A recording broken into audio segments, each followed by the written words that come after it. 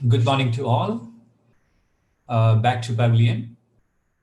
Try my level best to induce you some knowledge which are linked to writing case studies. You know that it's an important tool for the business schools, not only business schools, but also various disciplines like sociology, psychology, anthropology, many, many disciplines making use of case studies. One of the astonishing fact of this history connected with case study is nobody recognized this particular method as an effective tool to deliver certain message, and it can support the students in the proper learning of management decision makings or conflicts or deliberations. It support the students to induce better analytical ability, critical thinking, and finally coming out with excellent solutions. All alternatives depends upon the management or the stakeholder. They can select the best of the decision. This is exactly the objective of doing case studies. It turned to be one of the major tools of our business management education, and it turned to be one of the best in delivering the promises connected to management learning. So today I would like to share some understanding on case study method and case study writing. So in the first part, I try to integrate you as a method. So before I take up this long session of 1 hour, I try my level best to introduce you the fundamentals connected with case study. It's started with Chicago's, basically the school connected with sociology, and they started following a particular philosophy which is more connected with constructivism, and it is more integrating or adding up the facts. We call it as induction. And the facts and figures finally interpreted into. It's a kind of hermeneutism you can see there, a kind of interpretive philosophy you can see there. But the issue is there is a strong criticism from the quantitative research people that this is not valid. The way you collected the data is more subjective in nature.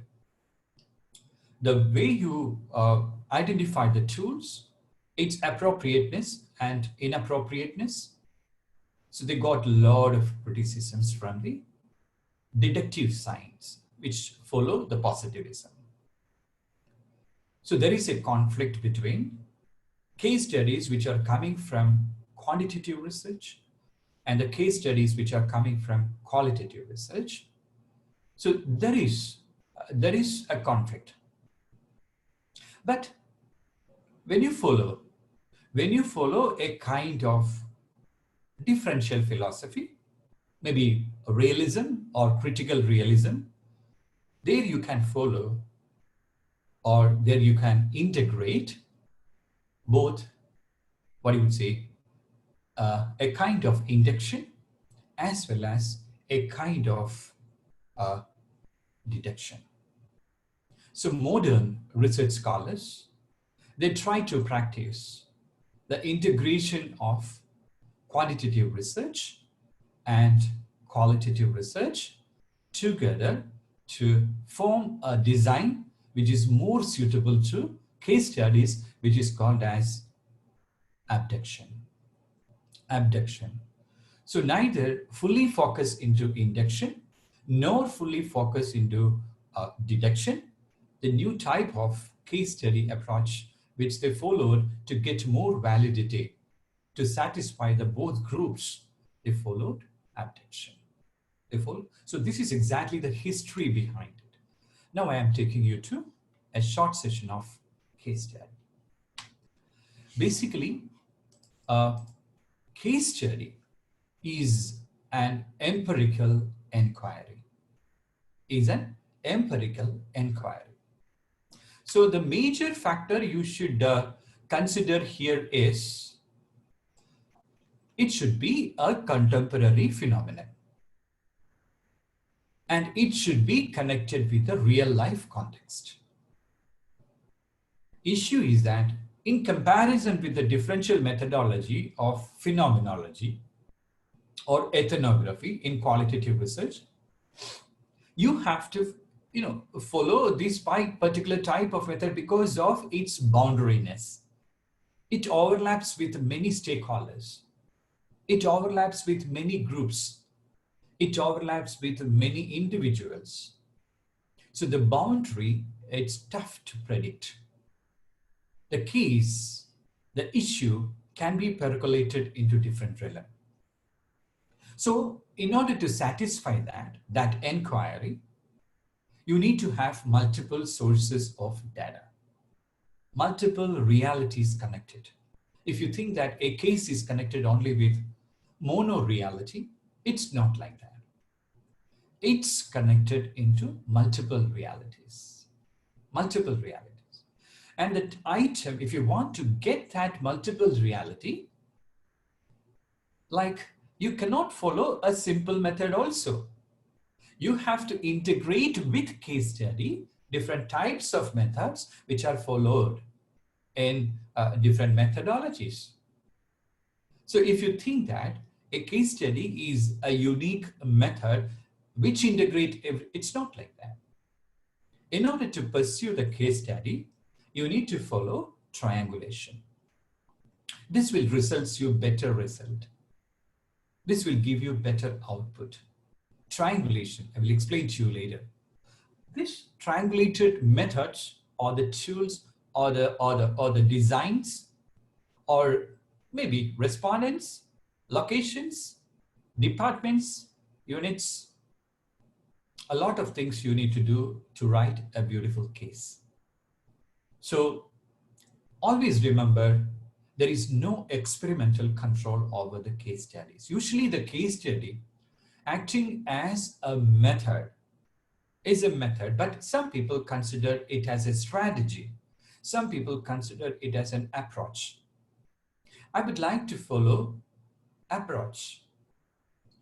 And I would like to consider it as a tool with a method also sometime. So it depends upon how we see the case. So it can be connected with people, it can be connected with groups, it can be connected with organizations, but always remember, though it is involved in multiple realities, it is connected to few entities. Try to reduce, because people question the generalizability of the content coming up. Last day, I do have a deliberation with my PhD students whether we can generalize case study or not. I told many times it's tough. Many times it's tough, but we can't do that. We can't do that. It depends on the rigor of doing things, the rigor process you followed in the research undertaking. If the rigor is so high, then definitely the validity will be going up. So if people think that there is no generalization possible, sometime I may go against them. I will tell, yes, possible. So if they ask me, can I follow this as a single method in research and likewise, I may suggest you follow triangulation for the sake of getting the right output. Multiple data and triangulations and corroboration of the results with cross-validation. So this is exactly basically an inquiry into all these aspects. All these aspects. So here it is considered as a strategy of inquiry, a strategy of scientific investigation, in which the case researcher explore in depth a person or a program or an event or an activity or a process or one or more individuals. It can be connected with, take an example, smoking eradication program or alcoholic anonymous group, the alcoholic eradication program, or ethics orientation program, or safety orientation programs. It can be an event. It can be connected with a workshop or a training extended by the managers to the workers and trying to find out the output. It can be an activity. People engaged into a new functional domain, and they try to look upon how it's work. It can be a process. Take an example of digital integration process. Many organizations are nowadays engaged into digital integration process without understanding digital readiness. Without understanding digital readiness. So which are the factors connected to digital readiness that decide the effectiveness of digital integration process or digital transformation? So it can be connected with process, activity, event, program, incident, individuals. Even individuals, you can do a full research of 3 to 4 years also. You take the best of legends and you take up the leadership role they played. Maybe you can take Amitabh Bachchan, you can take Sylvester Stallone, the Rambo, anybody you can take, and you're penetrating to the roles they played into the films. And after that, you are connecting to the leadership characters and the traits. And then you are coming up with a model with the support of the codes. I'm going to tell you about the coding later. You can come up with appropriate or a new leadership style itself. A new leadership style which is not seen by the world.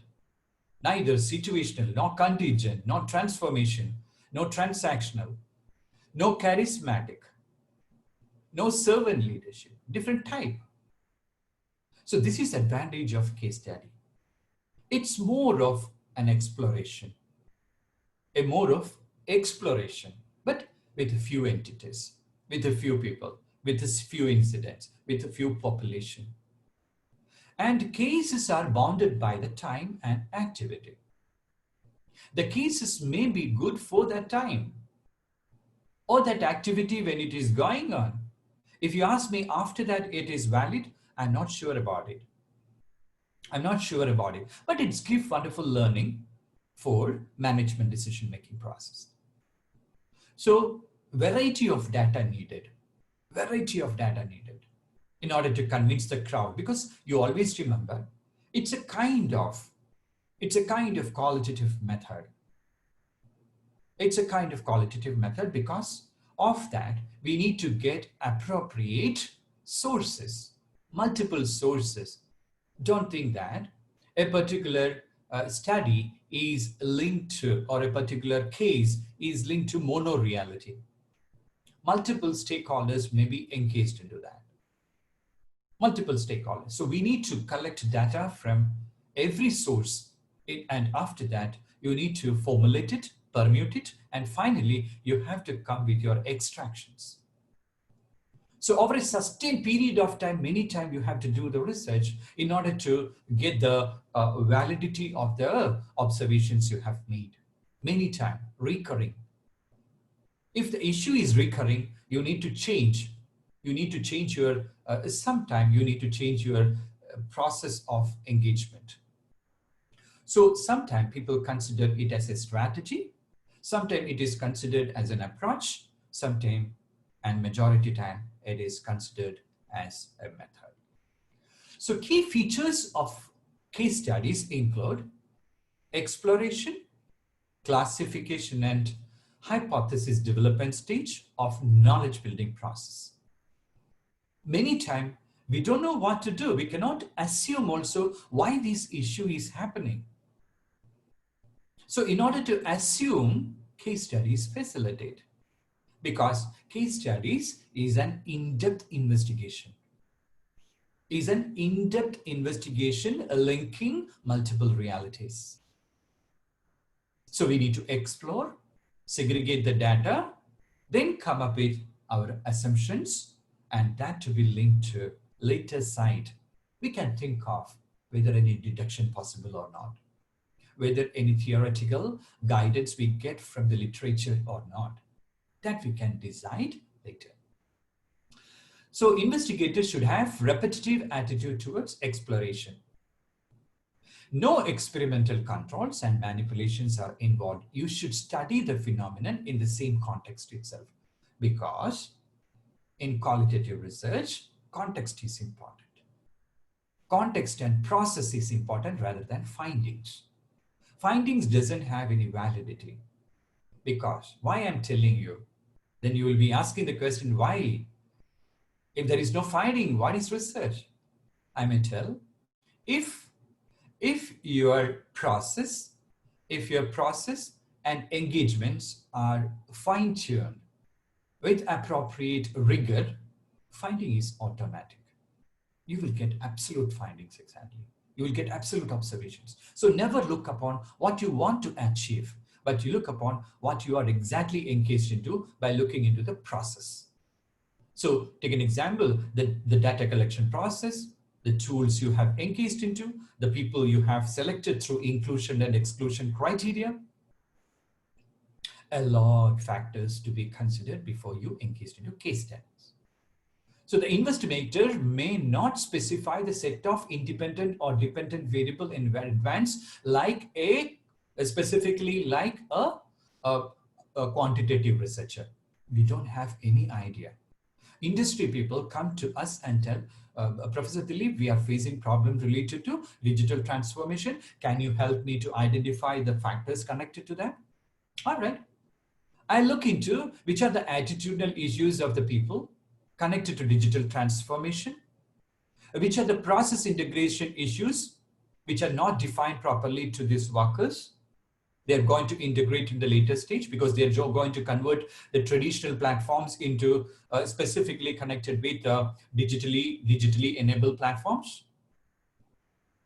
And I'd also look into the resources provided for these people to move on. So try to understand, we need to look at every aspect, and we cannot assume independent and dependent variable, causative and effect factors well in advance. So it's an exploration of those factors. That's case study. What are the stumble blocks?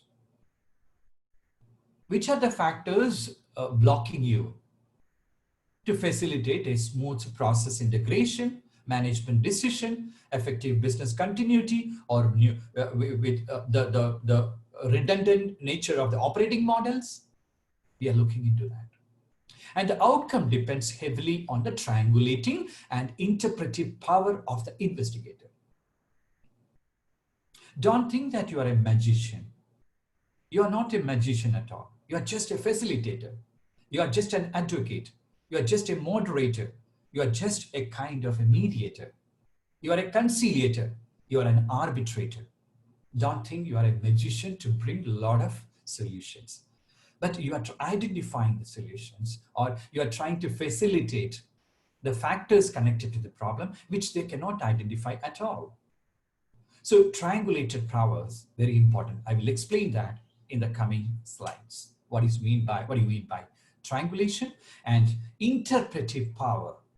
Interpretive power depends on the critical reflection of the case writer. It's not what you get. It's not what you get. Once you get it, how you critically think about it, how you critically reflect on it, and how you try to interpret it in the. So there's a process. Observation leading to understanding, understanding leading to description, and the description leading to interpretation. So you have to wait for a long period to get that output. So a lot of process with patience and reflections, you have to do that. Then only that interpretive power will be coming into the picture. It include integration of emotions, integration of spirituality, integration of rationality, a lot of factors connected to that. So the need analysis to be conducted first.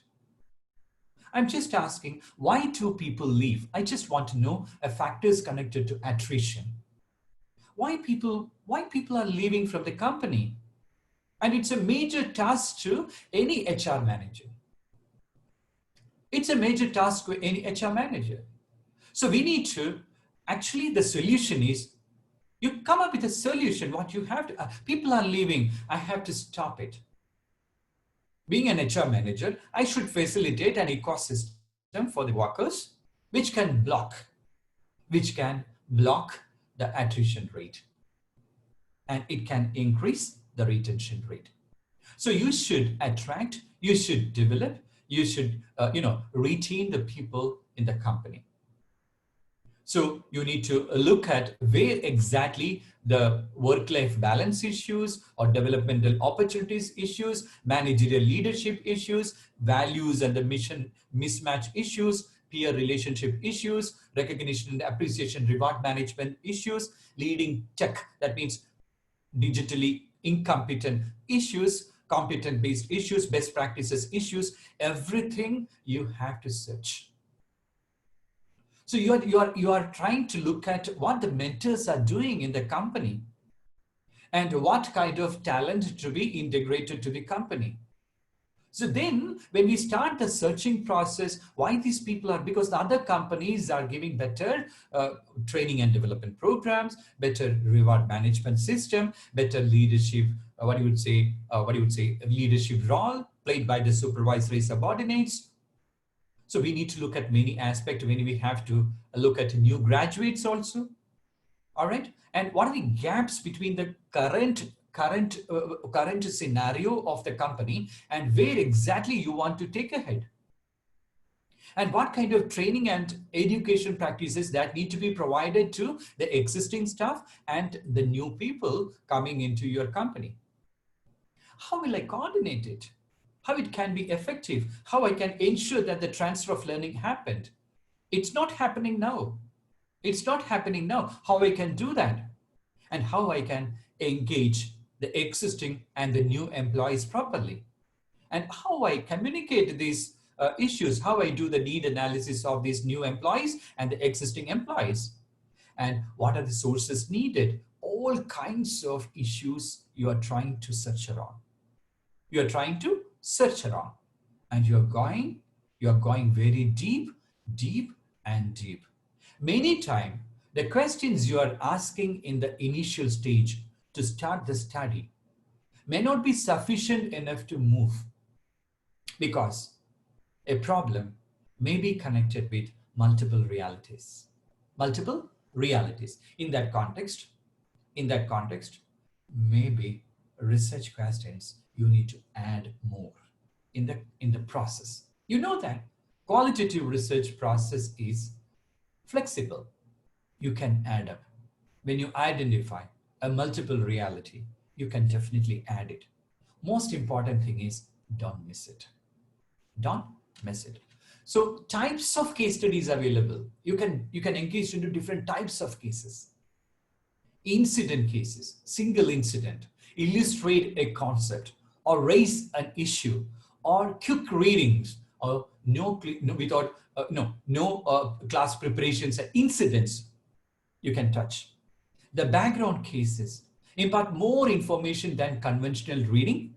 One can identify more with data in case, framework within which other cases explore the specific issues and likewise.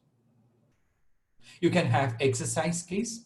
I still remember I took one case study from IMD Business School, and it is full of cartoon. It is full of cartoon, and around 20 pages and scenes, just like a film you are seeing. The cartoonist, actually the case writer, has given the dialogues to the cartoonist, and the cartoonist prepared the entire cartoon business case. It is connected to leadership, and it is connected to marketing, linking leadership with marketing. How a particular leader turned to be redundant in the market without looking into the market feedbacks. When he gets the promotions and promotions and promotions and promotions, he forget to get the customer feedbacks. He forget to understand the needs of the customers, and how finally he ended up with problems with colleagues, and within the colleagues then started emerging new leaders. Finally, he lost his leadership. He was terminated. Amazing cases, exactly, only through cartoons. Means that exercise you can apply in the classrooms also. So situation cases, this usually happening in Harvard business cases or MIT cases or Massachusetts or Columbia University. All these people are writing cases, SMU cases, Singapore Management University cases. All these people are doing, the best of professors are taking a situation and analysis of all the information that they collected, delineate the significant relationship exists among the various factors they identified in the data that involves, the questions involved the factors interconnectivity, and they search around why did the things go wrong and how could this have been avoided. It's a kind of an integrated methodology, not methodology, integrated method, which is called as decision trail. Decision trail indicate that where exactly we went wrong. Take that reality first. We went wrong. We went wrong, and it affected the business performance. It affected the market orientation. It affects the productivity. It affects the attrition. This is the effect. And from the effect, you have to make a journey to the causes. So the deductive people, the quantitative people, they start with the causes. They start with the causes and end up with the effects. But these people, they start with the effect and they search and they explore the causative factors so that we can take management decision to alleviate the issues generated, the reason generated for low productivity, low business performance, or all these issues connected with the business. So their approach is totally different. Complex cases are there. You can see that Harvard cases, and likewise, maybe around 20, 30 pages, you can see that. To read that itself is taking so much of time. When I was teaching in Malaysia in an ACSB accredited business school, we had to apply around 10 Harvard Business School cases in one semester. And it's not semester, it is almost like a trimester, only 1.5 months to 2 months we are getting, and 10 Harvard cases. I was taking classes on business consultancy strategy. So all the vice presidents and CEOs of the company sitting before you, and you have to make them learn that even CEOs can take wrong decision or indulge into wrong decisions. Even the vice president's analysis not good enough to get a better business profit scenario or margin. So it's very complex with a lot of data, a lot of statistical, a lot of documents, appendices full of mixes with what you would say information. And that information to be then it both content of the case and as well as there's the appendix where there are a lot of statistics, all the tables, financial performance of the company, market locations, and the product features. So all these things you need to integrate and look at it. Then only you can understand the case properly. Complex one. And multiple realities connected. Next is decision case. A step further, one is required to state what one would do and formulate the action plan, need to develop a variety of feasible approaches, and exercise. This is exactly valid in business case studies. What is the problem management is facing, and how we can develop what one would do, what action plan we can develop, and we need to develop alternative plan of action, and you try to mix with the managers as a researcher, as a case writer, and you try to implement it, support them in its smooth implementation. So another type of case study, in general, these are all specific what I mentioned. You can have descriptive case study, is used to describe an intervention or a phenomenon. Second one is multiple case studies. A multiple case study enables researcher to explore the differences within and between cases. Many times we have to engage in this multiple cases. If you look at one case, and if you go very deep into that and regard the factors connected to that issue, it may not. Take an example, a company having 5 sites, and you are trying to follow take an example, issue of digital transformation, a company having 5 sites. So if you don't consider all the sites, always remember, in case study, we are not following deductive method, we are following inductive method. So we have to follow less number of sample size. So from the less sample size, a management can take a decision or not. Management can decide 20,000 employees available, and you're taking around 10 to 15. And issue is, can I generalize with this 15? So we argue that possible. We argue possible, but it is impossible also. So the thing is that how we get that possibility, that particular time, we need to integrate multiple stakeholders, multiple sites, multiple departments. So the cases to be integrated. That will help in predict the contrasting results based on a theory. Sometimes theory available, sometimes not theory available. So if you don't get the multiple cases for analysis, you cannot cross-validate or you cannot corroborate the results coming from different individuals. In grounded theory, qualitative research, we used to tell it as compare and contrast. Compare and contrast. Compare with individual.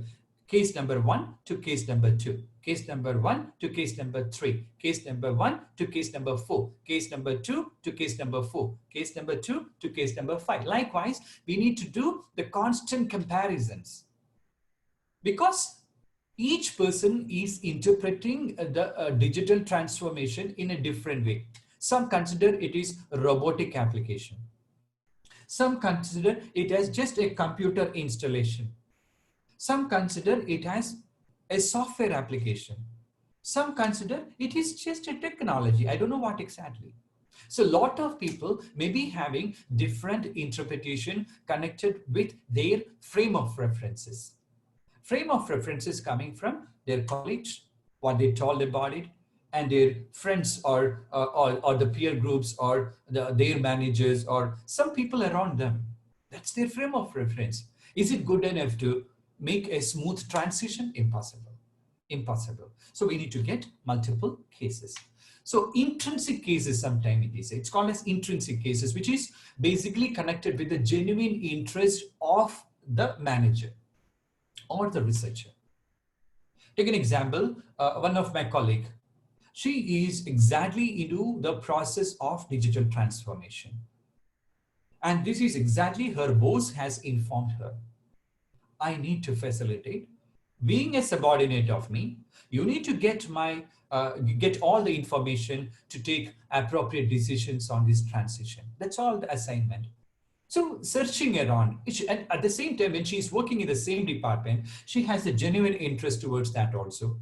She's engaged into that, meticulously planning the case observations, interviews, protocols, all kinds of things she's planning. Basic interest of it.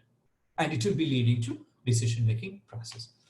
Another type of multiple case studies include instrumental case studies. That is, the purpose is just to understand a particular situation. And the case is of secondary interest. It plays a supportive role, facilitating our understanding of something else. The case is often looked at in depth, its context scrutinized, its ordinary activities detailed, and because it helps the researcher to pursue external interest. The case may or may not be seen as typical of cases exactly.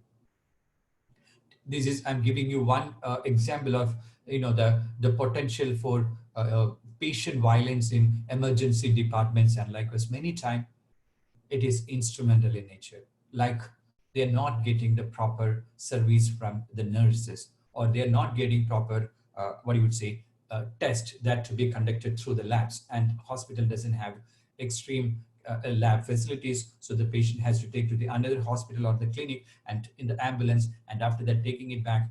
These are all creating a lot of discomfort to the patients, and they may sometimes violently behave also.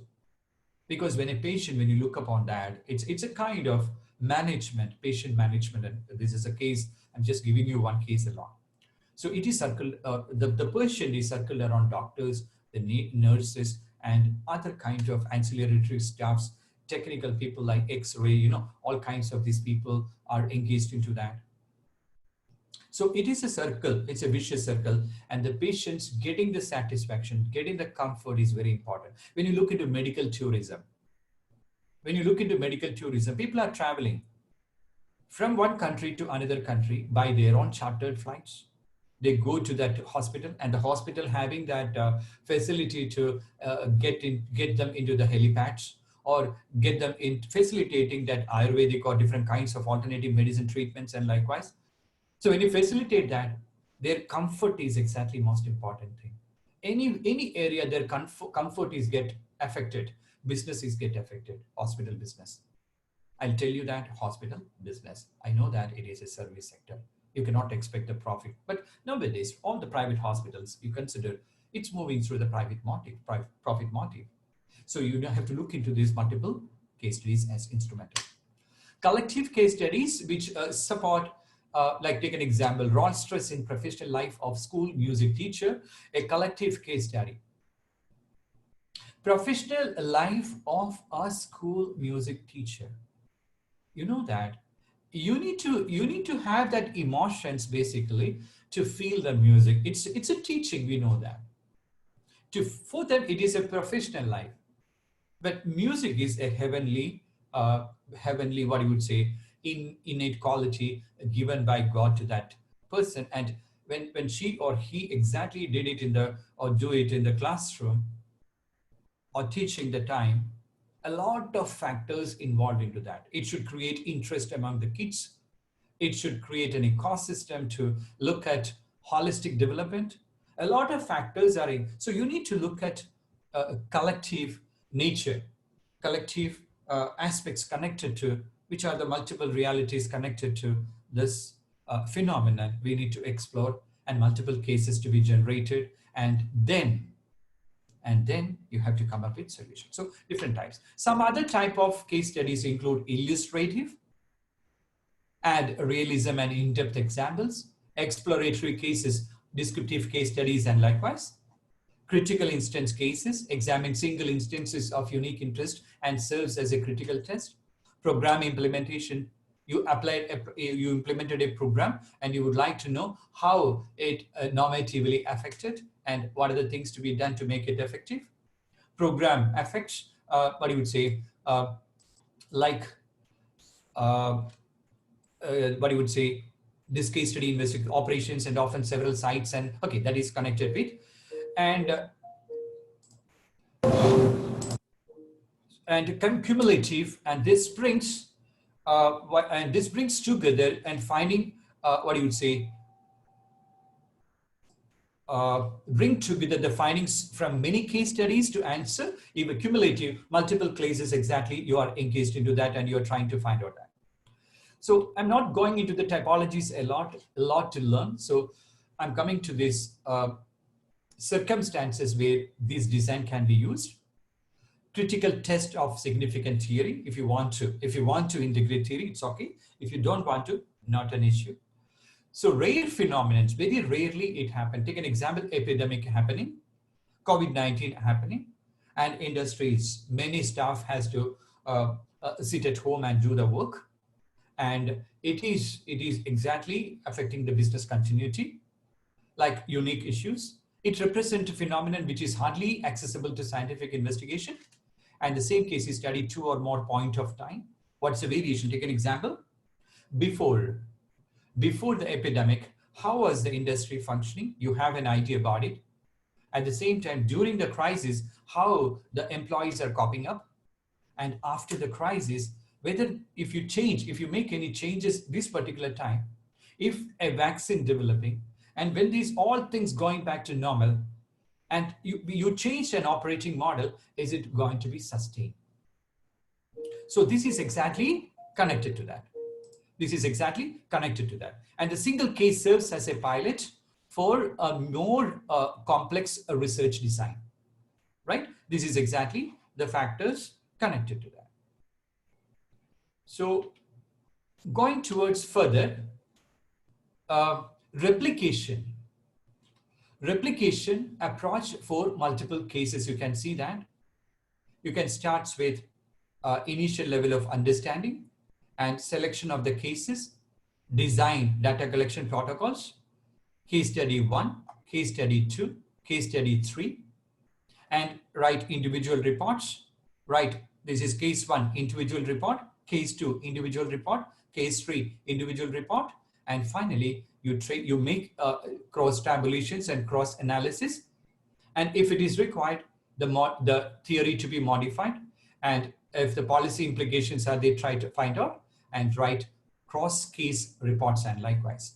So you can follow this particular design. So rationale of multiple case study designs, and the designs are useful when literal or theoretical replications would provide valuable information for the study, more results that back your theory. These are all advantages. Multiple case study designs which are holistic and embedded in nature, because depending on the type of the phenomenon being studied and the different types of research questions. Take an example, a few questions with individuals you can finish off. But a few questions, research questions, you can go to different stakeholders, or you can go to a group, or you can go to communities. So the case study is coming from community, the case study is coming from a management side, the case study is coming from the workers, and the case study is coming from the suppliers. You can integrate all these things and you can make a final output. That's what we are calling it as abduction design. So there is no mixing. There is no mixing of embedded and holistic cases in the same multiple case study. But sometime, in order to touch the multiple reality, in order to make the management to take a decision, sometime they do the mixing, but usually independent way they look at multiple realities. But if there is a possibility for the mixing, they do. Otherwise, independently they tell about the issues connected with each stakeholder. It is also important that for embedded studies to submit data and is not pooled across the subunits, but is used to draw conclusion for the subunits case only. So even though you have 5 sites, you are getting the 5 sites data, it has its own independent units. Take an example, our company OCP in Morocco having different units. So the case is coming from the Bengurir, and the case is coming from Casablanca. The case is coming from Jove Lesbos site, or Koribga. Different sites are available. So different sites, people are different, and this culture is influencing them, and the management may be, although management we can't consider it same, but their approach may be different. So chances of mixing many time are not possible. At the same time, we can independently, we can analyze it also. So selecting a single case, if you have choice, the resource multiple case designs are preferred. Analytic conclusions independently rising from the 2 cases will be more powerful than, so single or multiple, I may suggest always you should go with multiple design, multiple cases, because you get an idea about multiple realities. So the differences in the context of multiple cases that have common conclusions provide for expanded generalizability. If you get same concerns from all the sites, then you need to have you can have a unique decision making connecting to all the sites. But issue is that many times, take an example of digital integration process. It may require a different approach in Bengurir compared to Koribga, compared to Safi, or compared to Jov's Lespar, different sites exactly of this company. Right? So if two deliberately contrasting cases are selected, being that when you do the sampling, we need to follow critical case sampling, extreme case analysis, somebody who support digital transformation and somebody who never support or never support in their life also the negative cases. So there are two kinds of case studies. Take two kinds of sample cases. Somebody who say yes to you, somebody who say no to you. This is exactly the advantage of it. So single case studies are often criticized due to fears about uniqueness, and criticism may turn to skepticism about the ability to do empirical work and beyond single case studies, and likewise, right? And if you choose a single case study design, be prepared to make an extremely strong argument justifying your choice. Only one case, take an example, if you do a study on Amitabh Bachchan, only one sample available. So you have to go continuous interview with the same person. Amitabh Bachchan, the actor itself, film actor, or a politician, or a leader, Nelson Mandela, when he would have here. Big legends of when you do that interview process, you can go to that same person continuously. But I may suggest a multiple perspective needed to understand whether that person is telling this is my leader, this is my trait, or stories we try to understand. We also look at how the workers are talking about that leader, how the management talking about that leader, how the stakeholder, the supplier talking about that leader, how the international community talking about that particular leader. This give you a multiple angle. So multiple case studies, right, can consist of multiple holistic and multiple embedded designs, and likewise holistic single unit and embedded multiple unit analysis. Here the case is coming as one single case, but embedded units, different sites and different stakeholders, you take it and you make a kind of analysis over here. You can see that here it is single design and here is the context. So multiple case studies include different individual cases, and within the sites, take an example, if you go to one site of a company, within that site itself, multiple departments available. And each department you need to integrate. Even though you study holistically that particular site, inside the site there are multiple departments available. So we need to look at, we select one department and we reject another department, then there is a chance of low validity. So we need to ensure the representation. So multiple case studies will facilitate for that. So many research objectives we are considered into when you write a case on or do a case study method: increasing your understanding of what managers should and should not do, sizing up company resources, identifying strategic issues, sense of business management, in-depth exposure to different industries and companies, facilitating the change management, likewise many objectives. So a lot of why you need a business case, basically understanding the business problem, the benefits, risk, cost including investments, appraisal, likely solutions, time scales, impact on operations, organizational capability to curb the scenario, deliver the change process.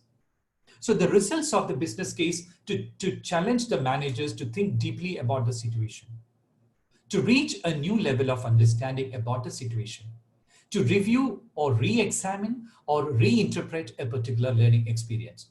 So we have to go through SWOT analysis, risk rating, scoring patterns, interventions plans, management decisions, intervention options exactly, then finally facilitating action plans which lead to change management. So many methods are available in case study. All right, detection, induction, and abduction. Detection, the quantitative research people are doing, they're also writing case studies or they are engaged into case study method. Here, look at here, this is the difference. They have a rule and they will be developing the case to complement the rule. And finally, you are telling that the case is corroborate or cross-validate. So rule, what do you mean by rule? They have a theory. They have a theory to guide the case, and you develop the cases from the respondents. Case studies from the respondents, 300, 400 people, you are doing the quantitative research. From that people, you take around 10 people, and that 10 people with a particular inclusion and exclusion criteria, and that criterion-based people interview, observation, and content analysis, all kinds of things will be doing.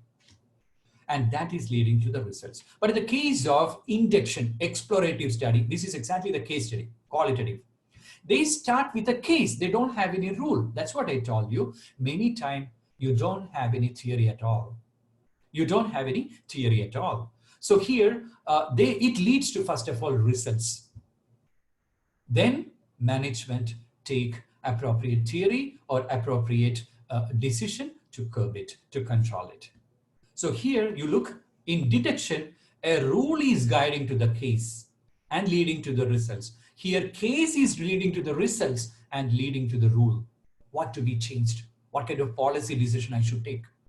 But in the case of a new, the approach, when you try to mix this qualitative and quantitative research, that particular time, either you can have a rule or not rule, but it leads to, based on that, you move to the results, and finally it leads to the cases. It leads to the case, a rule leading to results and leading to the case. So these people are, take an example, you can see that we call this approach called as abduction. Abduction in case studies. So case study research design, they follow many aspects like in-depth interviews, diagnostic surveys, semi-structured interviews, participant observations, a lot they engaged into, and it is leading to results. So case study research probing through coding also possible. Another method. Case study is considered as a method, but you can integrate a method called as grounded theory in qualitative research. So I would like to show you how you can take an example. Different tools you have to use over here. See, grounded theory, which indicate that grounding a new rule, grounding a new result, grounding the new facts, grounding the new concepts. This is exactly the purpose of, it's not a theory.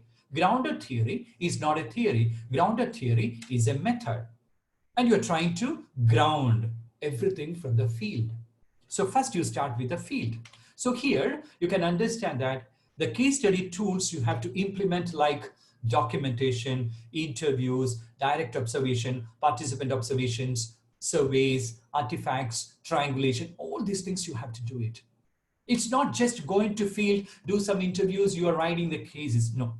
So multiple methods, this is we call it as triangulation. Even though case study is a prominent method, you can integrate that case study with grounded theory and observations or narrations or ethnography or decision trails or semiotics. Anything you can integrate, at least if you follow, even though the prominent method is case study, you can integrate multiple methods to do the cases. Multiple methods, multiple sources, multiple tools, multiple locations, multiple designs, and multiple contents. That is called as triangulation. Triangulation. That help you for excellent results. So when you do that grounding approach, you go to field, talk to people, and understand the feelings and emotions of the people connected with the problem. You come up with the categories. You come up with the COTS, categories, and the thing. You look at working street children lack school material. This is the issue. Street children, they may be going for the what you would say, doing some sort of restaurant jobs or doing some sort of coolie jobs and likewise, right? And they have to go back to their school, don't have the materials to get into the school. They don't have. So when you have to look at this theme, we are searching which are the factors. So they don't have the uniform, they don't have the books. You are trying to search the issues, causative factors. Why they are not going to school? Because they don't have the uniforms, they don't have the school books. This is initial coding. When you look at this way, the struggle of working street children. So here you're going back exactly. So from the back you are coming to struggles of the working street children. So when you go to the field, when you do the interview process, you come to know every line coming from the participant. Every line coming from the participant, you need to understand. You need to understand the meaningness attached with that sentence, because it is coming from participants. It is participants' language. It is participants' language. So you can understand that many courts are coming. Many courts are coming. Lack of uniform, no school books, lack of school fees, school levy is very high. They're worried about too much and mind elsewhere. Tired in school, headaches, all these we call it as courts. It's coming from, not from anywhere. It's coming from participant, the street children. And you are trying to then, which are antonyms, which are synonyms, how we can classify it. So when you classify these two, it goes to working street children, lack of school materials. It goes to school fees. It goes to worry about their dependents. How my mama will be if I get into school, nobody to feed her, nobody to give clothes to her, shelter to her, or treatment to her in hospital. I'm worried. And street children are exhausted. So likewise, when you connect with a company, you have to talk to people first of all. And you need to try to grab that information, extract it out, develop the cards, develop the basic themes. These basic themes, we call it as categories. And it will, these subcategories, this is called as subcategories. And this leading to categories. And it is leading to the concept and the themes. So if you want to touch the issues of street children, you are not touching here, you are touching here. So this is your journey. This is your journey towards cases. All right. So case study writing is very tough aspect, very tough aspect. So you need to ask this background question when you have to write a case. What is the background of the case study? What industry is the study in? Which department requested the study to be done and why they do so? What departmental needs are trying to address? Who, the manager or the leader, who approached you? Requested you to do the research? What is the current knowledge about the problem and the situation? How much background information we need to procure? How will you obtain this background information? This is connected with background information. The second question you need to ask is the problem or the themes. What are the relevant thematics? What are the perceived risks that need immediate understanding? What is the need? Descriptive records, policies, operating model, where exactly the issue a management or a leader is facing. Or then the next question, I understood the background, I understood the themes. Now I am asking how I do the observation. What are the questions to be addressed? The protocol development. What questions are required to immediate analysis? Which functionalities might need immediate intervention? So the question number 4 is data analysis. If I get the data from appropriate sources, multiple sources with multiple cases, how I am going to do the data analysis? So am I accessible to data? Or a support system for interviews, all these things available or not? Because in qualitative research, everyday data collection, everyday data analysis, then synthesis. Data collection, data analysis, and synthesis, leading to your understanding. So an understanding required analysis. Soon after the analysis, what you do? You deliberate, once again, go back to the same field with the management, cross-verify it, confirm it. This is the right concept you understood. This is the problem exactly you need to touch it. So data collection and data analysis process are happening continuously in the field. And finally, do you have the analysis support system? Do you have the software to do that? Atlas, InVivo, CDAC, any kind of software is available to you. All right. So question number 6 is how I report the case. So here you are trying to look at expected plan to present the report. structure of the report, and change management plans. That's what my target today. I know that I'm reaching to my time, but I'm going to take you to doing a case also here, defining the problem, planning the case, deriving a pilot case, and connecting to data collection, analysis, data, and creation. This is exactly I have mentioned to you. So here, the first, when you have to write a case study, the first you need to understand the problem should be contemporary. That is happening now. That is happening now. And that need an immediate intervention. And that invites an attention from all around the industry. And the problem is so sensitive to get a better situation. And the topic also can be a change. You facilitate a change and the best practices you can bring down. So the first question, why did you select that topic?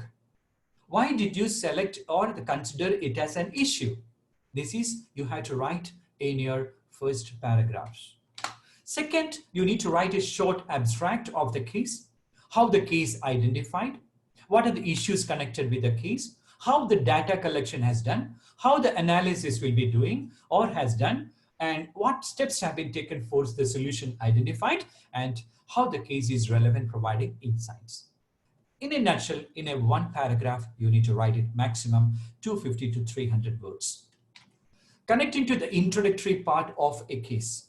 So here you can see that a brief introduction is the first part of the case study. Remember, the purpose of introduction part is to give a general view of the problem. That is, you are trying to introduce the topic to the readers.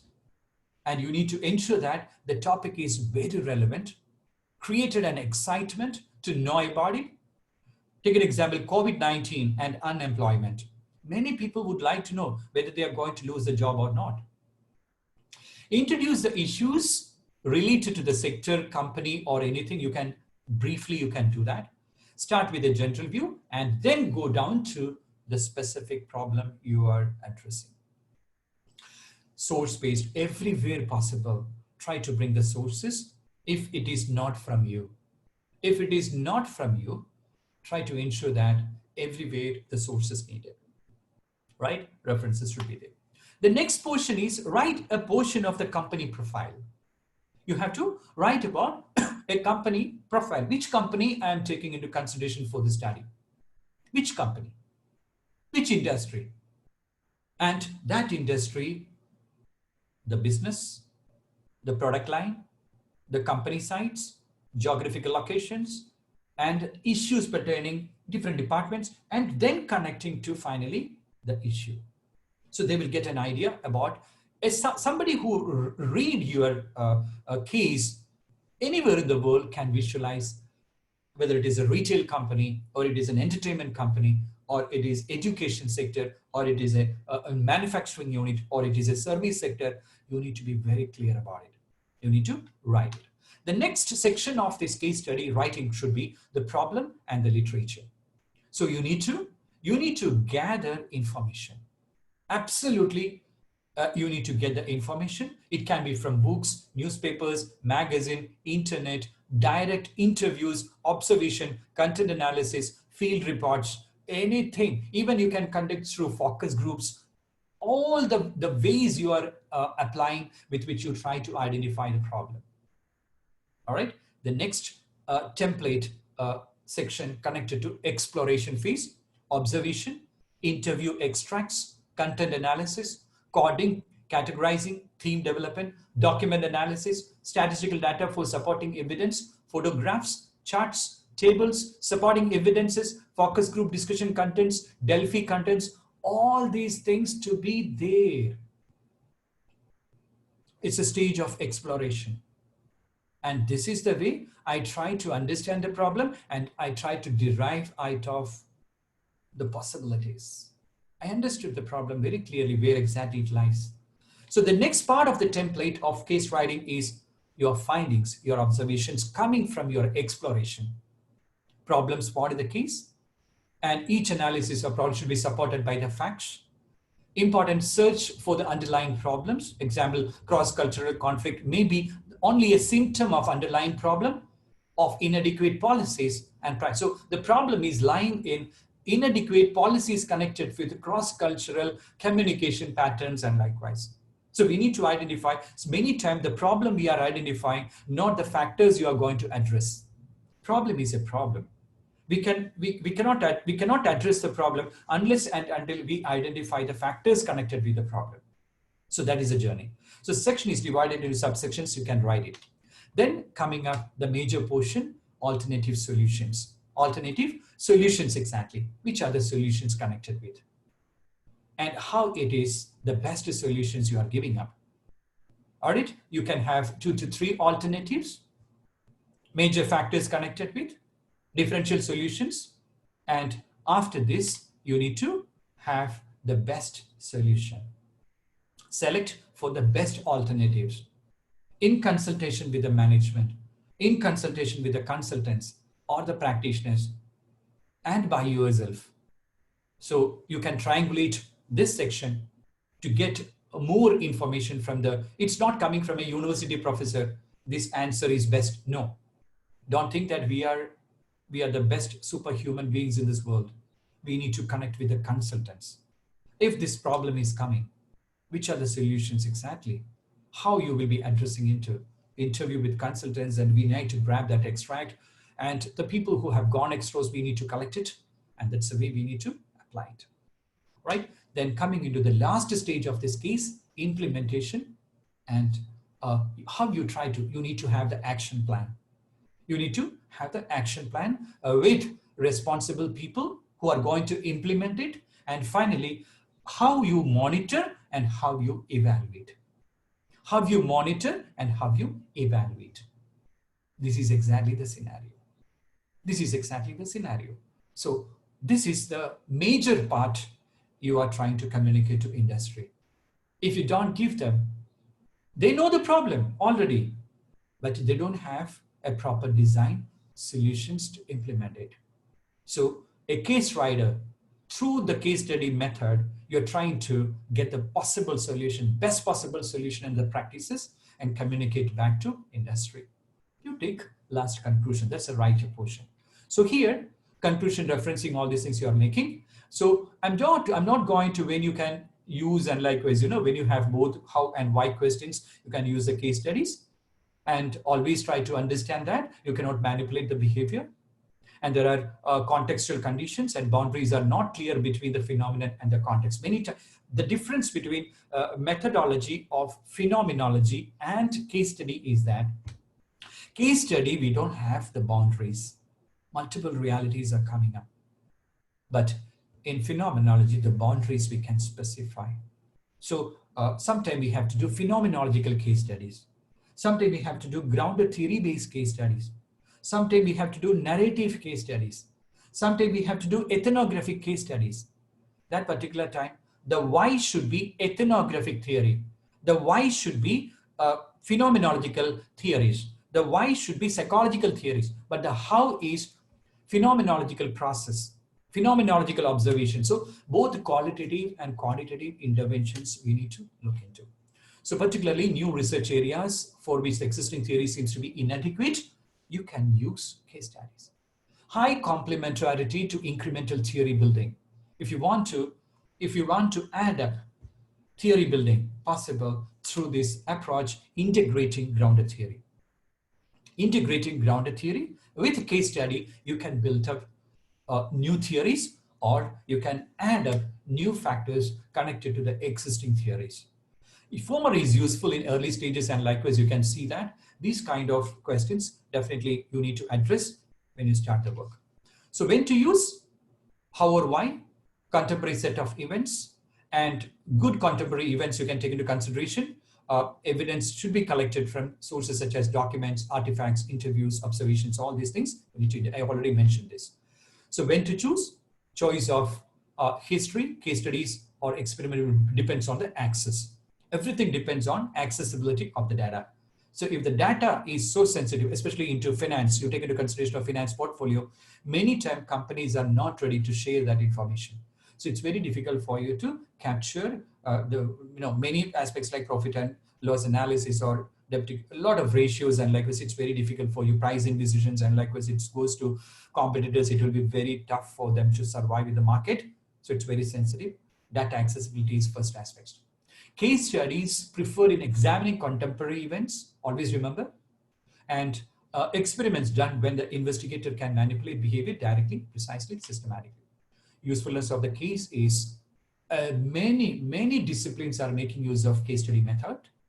Policy, political science, public administration, psychology, sociology, organizational management studies, city and regional planning studies, business administration, management science, social work, economics, everywhere it is applying now, right? This is exactly I would like to share you today. And I hope a general understanding of case studies and the method, you got it. You got it through a short interactions with us, with our, what do you say, short span of time. Thank you so much for your kind attention. Now I'm going to, okay, I'm just going to, I think I have, okay, now, did I answer, type answer, did I muted? So I have to remove you from the mute option. First of all, unmute, correct? So,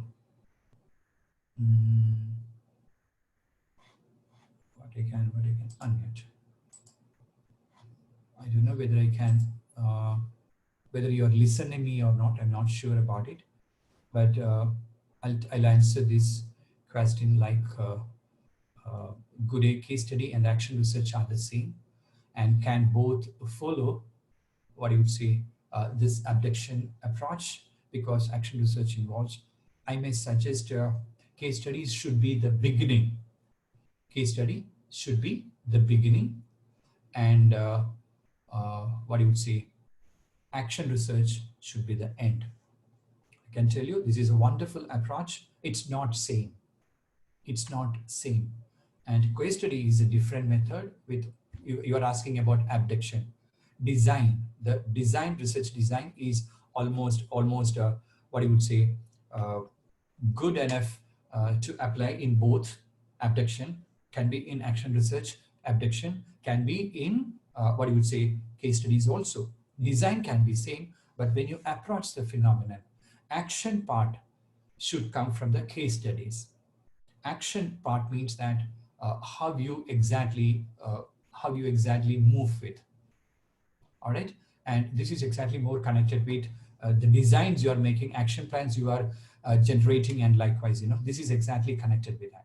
So the action part should generate from the case study, and I may suggest instead of making it a separate one, case study act as one method under the action research, so that you can proceed for a better understanding with multiple cases. But even I may suggest you don't follow case studies also. You can also follow grounded theory approach. So multiple methods you can use to arrive at an action report.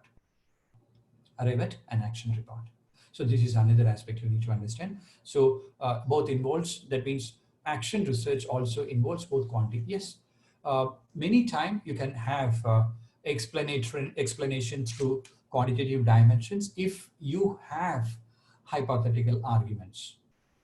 If there is hypothetical arguments and the case is connected to that and multiple cases, so many cases available, you can make applications of statistics on it. Yes, there is a possibility for that, but usually we follow qualitative approach for it. Can a doctoral candidate take case study as a PhD dissertation? This was exactly one of the issue I was discussing when I was in Malaysia. Students used to ask this question. I used to tell them, possible. This study is very powerful tool. But the way I told you, just like a phenomenology approach, ethnography approach, or grounded theory approach, this is another approach. So most important thing in quali is not the finding. And usually when you follow qualitative research, we don't expect a generalization. Qualitative research is for understanding the meaningness attached with a phenomenon. Understanding attached with the meaningness. We are searching the meaning attached with the phenomenon. That is quality. So case studies are basically connected with qualitative dimensions. But if you try to induce with a theory, integrate with a theory, and try to deduce it, then there are chances of generalization going up. At the same time, in qualitative research, if you want to make the study generalized, you need to follow strong rigor process like triangulation, bracketing, intuiting, critical reflections, how you did it. Second, inclusion and exclusion criteria, representation, control over the phenomenon to be justified, and a little bit facilitating towards randomization. Yes, that particular time possible, but you know that qualitative studies are basically heterogeneous in nature, and it's very tough for you to get generalization. But I may suggest you can have a try, and people are using that across the globe. Across the globe, case studies are used by researchers. You can do that, but only thing, your process fully rigorous, absolute rigorous process to be followed. The selection of the cases, and the selection of the methods, integrated methods you are using, tools you are using, data analytics methods, everything you have to show the rigor, thematic representations, and likewise, then it is possible for you to get it. Then you can use in PhD. And how many respondents do we need to interview cases that I used to tell you that multiple cases, and likewise, it depends. Take an example. If you have multiple stakeholders, then the study is connected with multiple realities. If it is connected with multiple realities, multiple stakeholders needed. But here, you cannot tell saturation that we follow in grounded theory. Saturation means there in the grounded theory, we follow theoretical sampling. Theoretical sampling indicate that, what I would say, the field decide the sample numbers. The data decide the sample numbers. So if you get a good understanding from one case, and you are telling that still maybe a little more remaining, I'm not sure about it. So you do the second interview with another multiple cases, and you try to then validate the first, the chords, the categories, and the themes precipitated, and the one with the second one. If it is almost similar, completely repeated, then you don't have to go for extreme case, so many number of cases and likewise. But if it is not precipitating, the first case and the second case is different in the chords, categories, and the thematic development, then you need to move for more number of samples. There is no strict sample size for case studies, but it's all decided by the field and the research questions you are addressing. But if multiple stakeholders are coming, more number of cases needed. What are the rules of thumb choosing case study research against quantity? Basically it is a qualitative research approach. Even though it is qualitative research approach,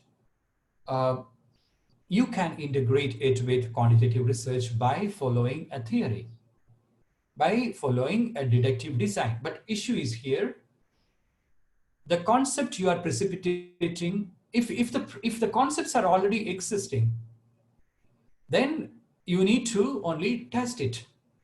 So the surveys are more beautiful for that. But if the problem is very unique to the industry, there exactly case relevance coming. Only to that industry, only to that particular company, only to that particular department, only to that particular individual. There exactly the importance coming. So usually it is moving towards qualitative dominance. But if you apply the theory, if you can develop propositions, yes, there is a possibility for individual. So there is no rule of thumb. You can start with quanti to go to quali. You can start with quali, you can go to quanti. That's what many times we integrate case studies into mixed method research. We integrate case study method into mixed method research.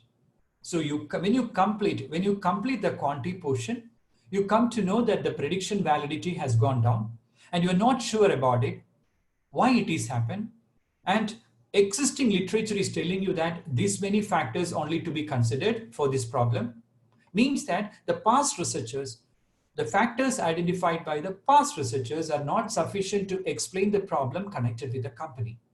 So that particular stage, what you do case studies.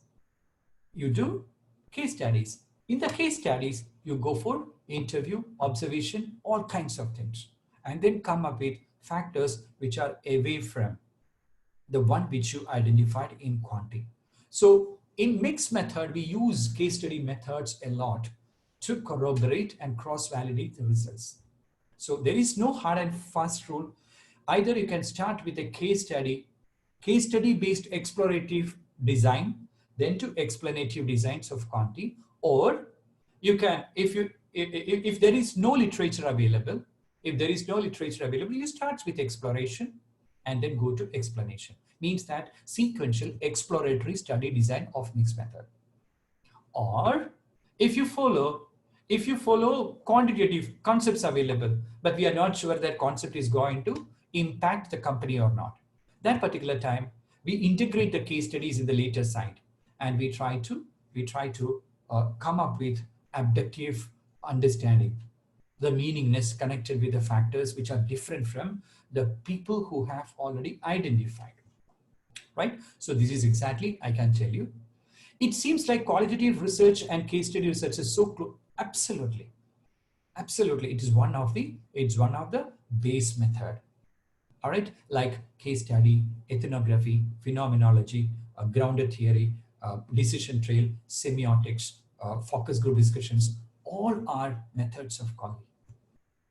So very heavy interventions possible. How do we know which approach is better for? Take an example.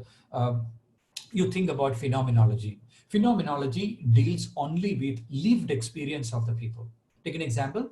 During the COVID-19 period, somebody lost the job, and only a single breadwinner, and only one person with whom the salary is getting and that money is getting to the home, and they lost entire hope to live.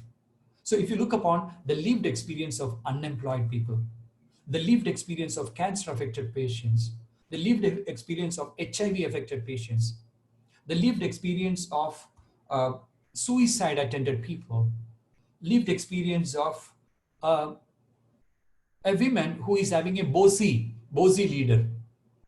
Anywhere, if it is coming with a lived experience, it's go to phenomenology. If there is no information available, very less literature, no theories are identified, concepts are not appropriate, and you are trying to find out the instruments, nothing available, that particular is grounded theory. So every method has its way of selection process. You cannot apply every design, every method into every way. So you should be very careful. So a lot of guiding principles are there that in qualitative research texts, a lot of things available. So here, sir, what is the difference between embedded holistic case studies? You know that, I'll tell you, the school, I'm making a study on the students' performance is going down. I used to tell it in the PhD classrooms. Students' performance is going down. So this students' performance, there is a school. So school is exactly our unit of analysis. Issue is that even though the problem happening in school and the factors connected to the achievement, it can be influenced by many stakeholders. It can be by teachers. They give corporal punishments. It can be by family members, marital disharmony between the husband and usually fights happening in the family. It can be the student interest itself. It can be the principal, or it can be the school infrastructure. There's a lot of factors connected to that problem. So school is the holistic approach. So if you study holistic case studies, you need to integrate everybody. But you try to understand through a teacher's and student angle. Then it is within the holistic, these teachers are teaching group, teaching set. They are the subset of the population of the school. And another, if you consider, even if you talk only to the principles of, to understand the problems connected with the students' lack of achievement, he is not talking about the classroom, the principal. Maybe talking about general, means no library resources, quality, good teachers are not available. Lot of other issues may be telling to you. So if you want to understand multiple realities, I may suggest you should follow embedded designs. Embedded subset of population to be identified and multiple realities to be touched. So many times, single case studies are not sufficient enough to establish the full case. All right. So what is a case of? I have explained already. You might have got an understanding. A case is an unexplored phenomenon or unexplored issue or a challenge or an incident or a person who is having a problem, or is an incident affected the productivity, or as a kind of workshops created problems, lack of training. Anything can be a case. Anything can be a case that need to be addressed. Right? So is it right to say multiple case study method is similar to qualitative research, seeing it from a thematic analysis perspective? You can consider it as a thematic analytic perspective. You can consider it as a multiple perspective, multiple reality perspective. So many type of options available to you. Multiple case study method is to touch the reality in multiple angle or with multiple corroborative or cross-validated approach. And there lies the real truth. In comparison with, you talk to one person and coming up with a solution. You talk to maybe 5 to 6 people and then coming to a solutions. Maybe the chords and the themes you are generating may be much, much bigger in comparison with single case analysis. Right? So from chords to organizing a global themes is commonly known as thematic. And yes, a thematic development of concepts, development of themes, basically connected with the chords, categories, and the themes. That process is followed in grounded theory. And that's called as thematic analysis. It's not one theme we are exactly engaged into, several themes coming up. And that several themes, we call it as concepts. Once the concepts, causative and effects coming up, we try to put it an axis in between. We call it as hypothesis, propositions. And when you search for a theory, for that concepts generated, the themes generated, thematic models comes up, you search a theory and you fix that theory into that. Then look at whether I can measure that concepts or not. So concepts available, literature available, theory available, instruments available, respondents adequate available. All these facilitate that particular time. You can test it also, this thematic model, through quantitatively. So that's the journey of quantitative, or that's a journey of mixed method research. So alternative solutions are an outcome of thematic analysis. This is usually we prefer. You should guide the stakeholders. You couldn't understand the problem clearly, and we know that you are trying to come up with some solutions. We have interacted with many experts, and these are exactly the solutions you can come up with. But there is no agreement on the exact nature of that solution. But you feel that this is the best benchmark. Many companies affected this issue. So this may be the best possible solution you can adopt. So we need to look at the benchmarking. And based on the benchmarking, you need to interact with the consultants later. And after that, you need to interact with multiple experts and then come up with your own writing. This will be more effective. This will be more effective. Can we include that most theories are outcome? Okay, the theories are not outcome of case studies. Theories are outcome of grounded theories. There is a different method. There is a different method. Grounded theory method is not a theory method. It is grounding a new theory. When you have to ground a new theory, or you have to make some incremental changes in the existing theories, don't follow case studies. you follow grounded theory. Within the grounded theory, you go for interviews, observations, and different kinds of document analysis. All things you develop it, then you can build up the new theories options.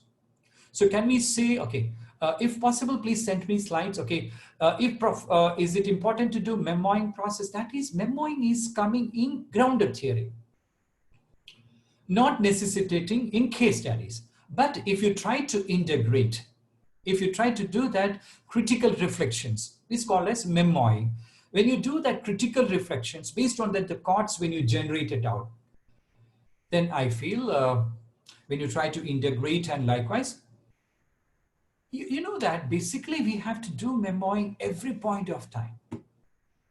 If a respondent is lying to you, when you're doing the interview, when a respondent is lying you, think about that scenario.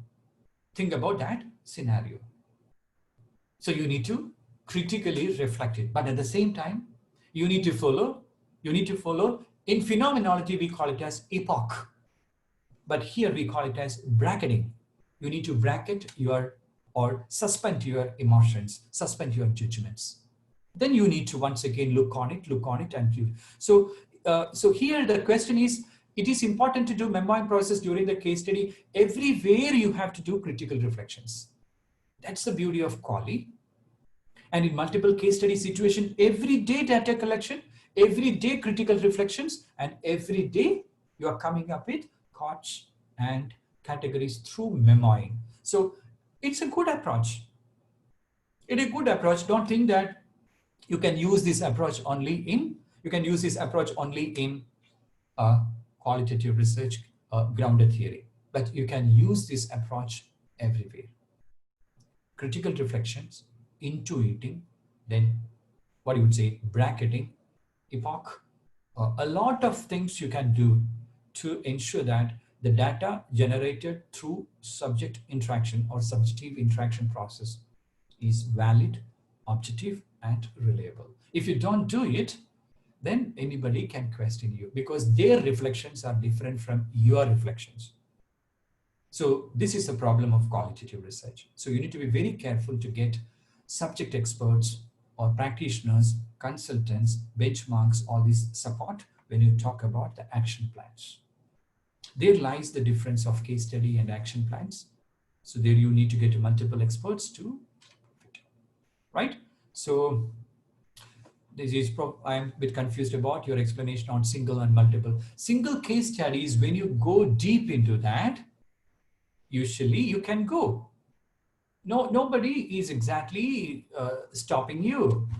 You go to one marketing manager and you study the issues of marketing, the customer delight, customer experience, all kinds of things you can study and you can come up with. But the issue is that you never corroborated the results. You never corroborated the subjective expressions of one individual to another individual. So the marketing manager of one company, and you need to corroborate the explanations of why the market is not performing, why our company cannot perform in the market. You should not simply ask that to the marketing managers alone. You should ask to the sales executives, sales representatives, sales managers. They are the people exactly converting it. So the relation between marketing and sales, when you don't integrate with multiple cases, you don't really cross-validate the outcome.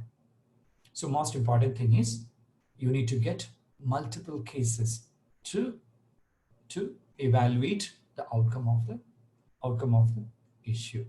So this is exactly, I hope I have touched many questions over here, and I hope you have understood the issues pertaining to case study writing properly. And we are thanking you from Africa Business School.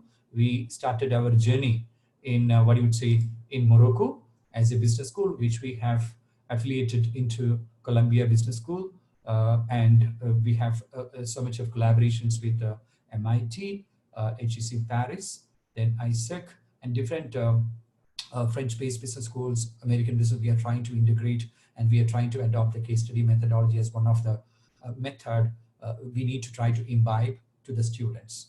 All right. So this is a new business school which is coming, and we are trying to initiate these kind of webinars, and it's the right time. It has come to the platform, and trying to disseminate the information about doing the right research and doing right, what you would say, management, taking the right management decision makings, and likewise, right? And on the behalf of Africa Business Schools and the management, students, and all the staff, thanking you very much for your attentive interaction. And you may be able to reach me through other platforms. We are doing it continuously. The people can come to my LinkedIn platform also. You will come to know the webinars which we are organizing, and we participate in it. You will be getting wonderful knowledge. God bless you. Stay safe and stay healthy. Best wishes.